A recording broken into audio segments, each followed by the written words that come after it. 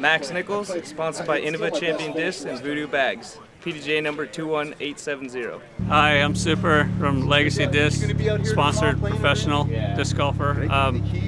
PDJ number 26981. Eli Grijalva, PDG number 89539, and I just want to thank my sponsor, the Big Toe Disc Golf, Team Toe Baby.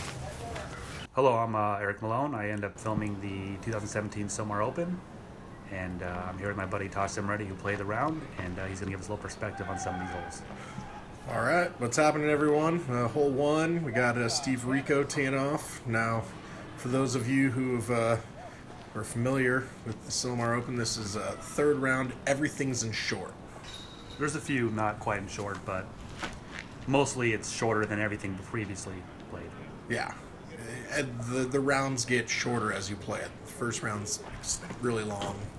Next round is medium, and then this one is mostly all short. There's a few extended holes. So even though you're playing short, does your arm feel pretty much like Joe at this point, or? No, I don't. I mean, you kind of try to pace yourself, really. Max Nichols here. 6 shot. I mean, the guy almost aces it. Hits the bottom inside of the ring there. Nice little slow-mo you got here. Yeah, as soon as you let go of it, I think everybody was watching was like, wow, that's a really good shot. And then I think you'll see it on the second little slow motion replay here. You can see, looks like he hits rim, but you see he hits just underneath the rim, and he shakes the chains pretty good right here. So. Yeah, I mean, it just gets inside the crown there, and unfortunate not to be an ace.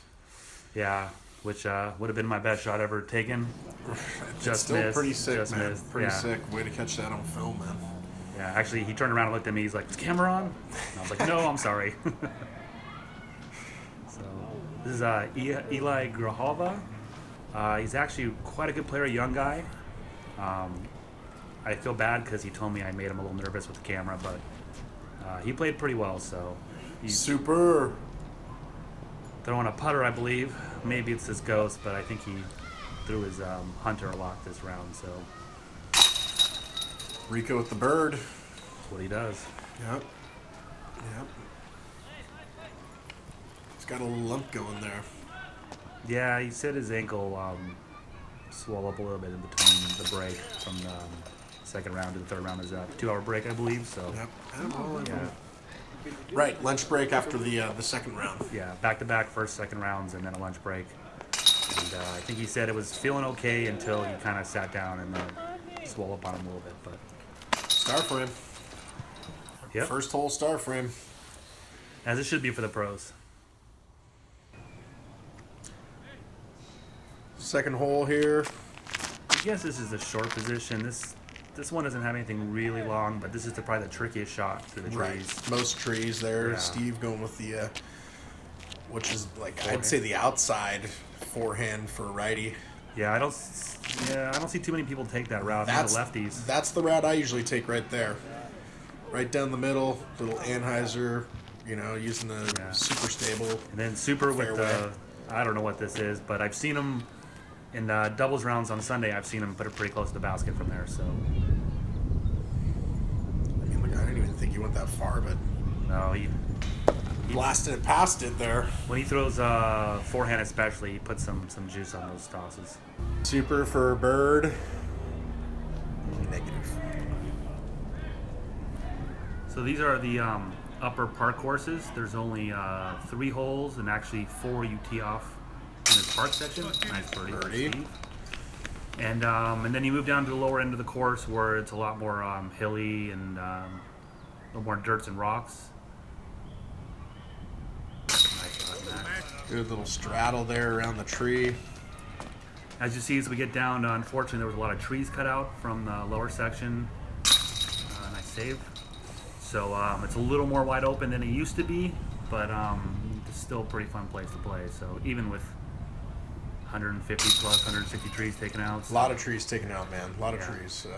It used to be a lot more technical. So 2 under for Rico, Nichols, 1 under for the other guys. And this is not one of my favorite holes because I tend to put it long and get a bad skip off of it there. That's what Rico does.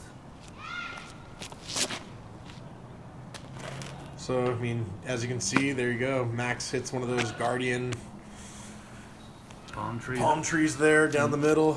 Might have hit that back tree. Here's a pretty nice route. Wow. That's the way to use a tree down there. In the first round, it actually, this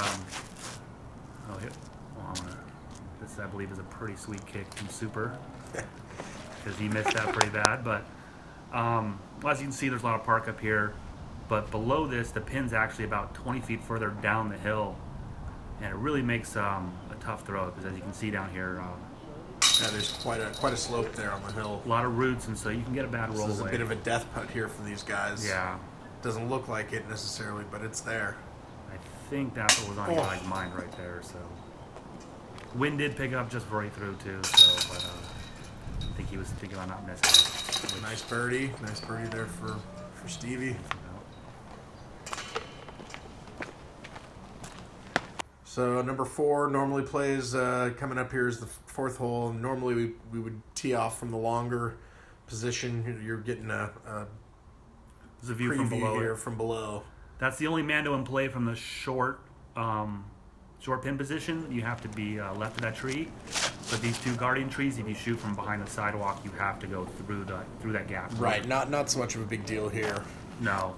Well, they technically these Mandos aren't in play, but you have to throw through them anyway, so it's very tough. If that thing could have just turned just a little bit more there. Yeah. Still across the sidewalk, looking good, but man. And I believe Max has thrown a star rock here. I think he threw that quite a bit. Yeah. Nice line, gets down past the sidewalk there. Looking pretty good. Yeah. Kind of wish I did it in the bag, because I don't know what everybody's throwing here. So.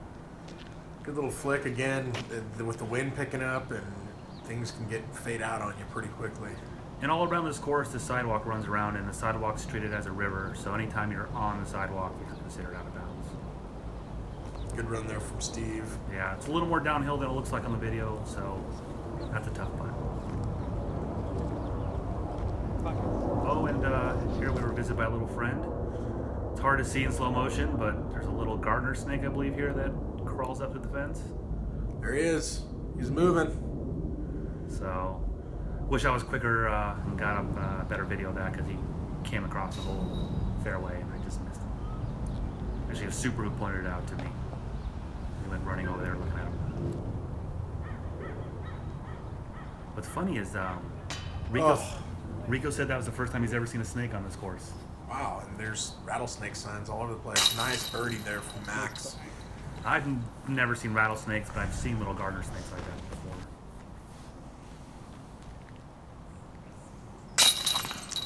Good save. Clean up for par. Good save there from all 3 competitors here. But these are par saves you expect them to make. Right. So Max with the only birdie there on 4. He's got the tee here on 5. And this is in the short position, which it's rarely here next to these trees. They used to play it pretty long, but this used to be more of a tunnel shot with a lot more trees.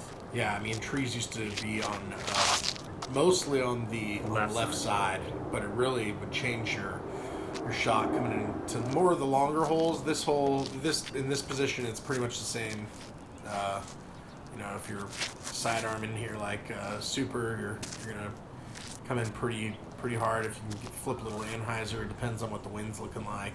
But now that it's open, you've got many of options coming in. Generally, I mean, not just on this hole, on this position, but anywhere on this hole. Yeah, they don't play it as deep anymore because there's a tendency, if there's a little headwind, to actually go over the fence down there, which is quite a long ways. But just missed that one, Super. Yeah, well, there used to be a lot of trees on the left side that force you to make a tight shot down the middle. Stevie Rico. The man can putt.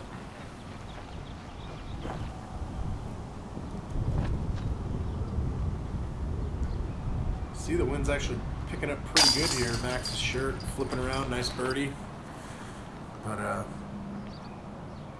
yeah, the morning was foggy, not a lot of wind, and just as the fog lifted up through the day, wind picked up. I've been in the rounds where it's a lot windier, but you know, it definitely makes a difference. Yeah.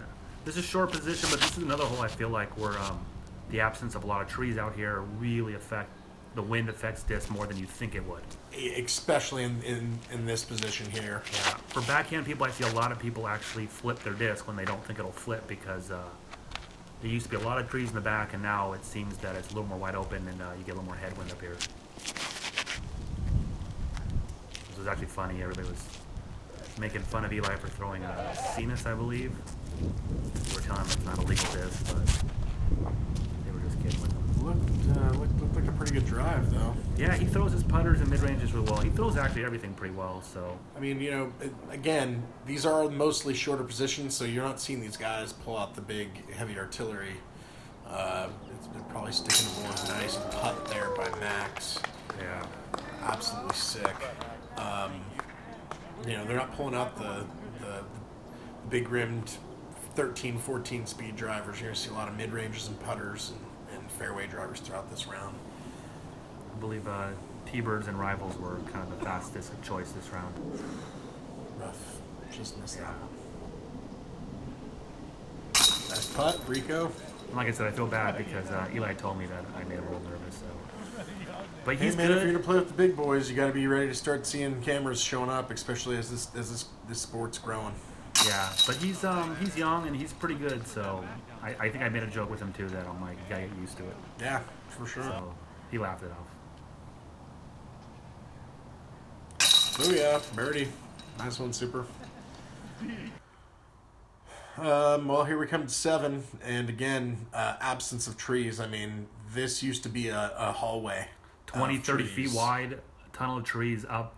I mean, it was hard to get to the sidewalk through the trees, and now it's pretty now wide it's just open. wide open, man. I mean, it's grip it and rip it. You know, there's very little in front of you to stop the disc. Yeah, that might have gone through the tunnel of trees originally, but yeah, it's unfortunate that they took out so many trees here. Well, I think a lot of them were dead. Yeah, but to me, this was a signature hole, especially when it's across the pond, which is... Yeah, first round was across the pond. Yeah. It's a son of a gun. Which is a very hard 3. Well, not as hard anymore without the trees, but... There's Super. He just throws so... I don't want to say lackadaisical, but he's just such an easy motion that... Yeah. He never looks like he's getting it 100%. But he throws form. far. He throws far. Little short left there from Eli. So this is actually not the shortest position. There's 2 shorter positions, but I think they just felt like with the absence of trees that they move it to the 3rd longest position. Right. Which ends up being short, which is fine, I think. Yeah, I think Gary really did a good mixture of holes. Even though a lot of these are short, he still gave you a little bit to think about. Yeah, I like he created a few new positions, I think, just for this tournament. So there were some really cool new holes. Oh, that one almost squeezed out on him, man. Nice birdie there. Par save. Super. And there's Max's drive. Sick, man. I mean... Yeah, I want to say it's a T-Bird, but that might have been Eagle. Like I said, I know he had a couple T-Birds and a Firebird in his bag. I don't know what else he really had. Yeah, Solid. It's a great throw. I mean, there's still a couple trees you got to get up to get into that pin. Number 8. As you can see here, It's way off to the left. right in this preview here, you to the right is the long position, but where you just put that marker, then it's playing up and to the left. It's 260, maybe it's 265, but you got to put a pretty good hyzer on it because it's uphill. You don't think it's that uphill, but it's uphill, and you got some trees and bushes to work with, and a big bush right in there in the middle. And for the righties, you got to throw a big up and hyzer over it and bring it back to the basket. Yeah. Sorry, didn't do very good follow cam here. Kept losing it in the sky, but that's pretty much the shot you want. It didn't seem to push as much for Super as you'd think it would. And I think Eli's throwing the same thing as Steve Rico, which is a fighter, I believe. Or not fighter, I'm sorry, the enemy. and he puts up a great shot. Yep. You can see the white band there.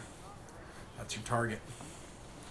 So you have to go over the bush. You have to go around this tree too. That tree's pretty much in the way. So Looks like Max has got about a 40, 35, 40 feet Might be a jump little- putt. Oh, we'll have it a little more. heartbreaker. Good offering there from Max. Nice birdie. Yeah, he actually got a good skip. Yeah, he put was it a little even further. looked pretty wide there, but it got over there. That's funny.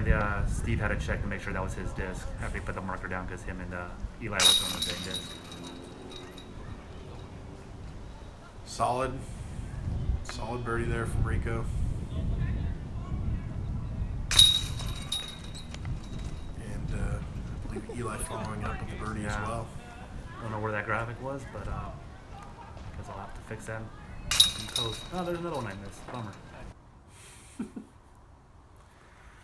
Number 9, short and playing actually to the left. That's the island hole That's right the there. first. That was first round island hole. Gary had it set up island or die. So everything else up front was OB. But in this situation, it's now off to the left, and the fairway is okay. Anything on the sidewalk or to the left of it is OB. And again, my follow cam fails here, but he sets it right behind the tree near the basket, so should be in good look. It's tough to try to follow when you're sitting. Oh, what a Yeah. park job! Super. Beautiful, beautiful shot. And so actually I moved over so you can see the guys tee off a little better. And then I believe Max was pointing. Yeah, this one scared everybody for a second.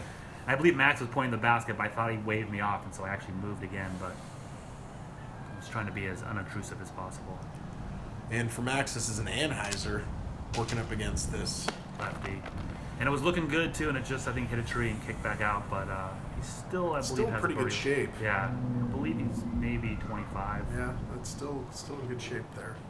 Although it is, I want to say it's a death putt, but you do have sidewalk behind you, which is OB. OB behind, for sure. But Max is Solid, solid putt. Not even thinking about it. He's just trying to make up strokes at this point. Yeah, he's got a very kind of methodical style. Does the same routine every time. Birdie there for Rico. But it works for him, so. And all these guys playing really good here on the front 9. Yeah, star frame. But we do get into some more tougher holes in the back, so I guess when we get to the back 9, we'll see those tougher holes. So thanks for joining us in part 1, and we'll see you in part 2.